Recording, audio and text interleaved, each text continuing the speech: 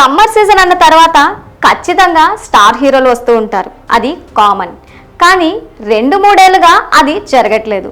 2023తో పాటు 2024 సమ్మర్ కూడా ఖాళీగానే వెళ్ళిపోయింది. కానీ 2025 మాత్రం అలా కాకూడదని 6 నెలల ముందే ఫిక్స్ అయిపోయారు మన హీరోలు. కానీ ఇక్కడ చిన్న మతలబ్ కూడా ఉంది. మరి అదేంటో తెలుసా?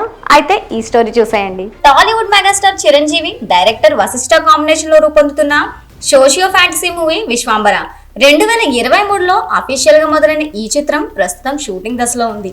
అయితే రెగ్యులర్ షూట్ స్టార్ట్ అయినప్పుడే ఈ మూవీ 2025 సంక్రాంతి కల్లా విడుదల కానున్నట్లు మేకర్స్ అఫీషియల్ గా అనౌన్స్మెంట్ ఇచ్చారు. దానికి తగ్గట్టుగానే షూటింగ్ కూడా గత ఏడాది చివరికల్లా ముగింపు దశకు చేరుకుంది.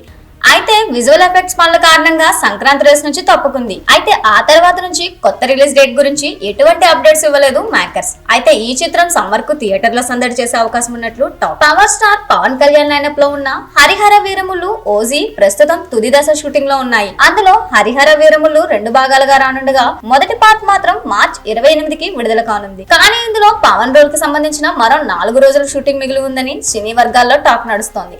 ప్రస్తుతం ఆయన పాలిటిక్స్ లో బిజీగా ఉండడం వల్ల ఈ సినిమా అనుకున్న తేదీకి వస్తుందా లేదా అన్న విషయం ఆసక్తికరంగా మారింది. టాలీవుడ్ హీరో కళ్యాణ్ రామ్ ప్రస్తుతం ప్రదీప్ చిలుకూరి తెరకెక్కిస్తున్న ఓ యాక్షన్ మూవీలో నటిస్తున్నారు. ఇది గత ఏడాది చివరి నాటికే ముగింపుకు చేరుకుంది.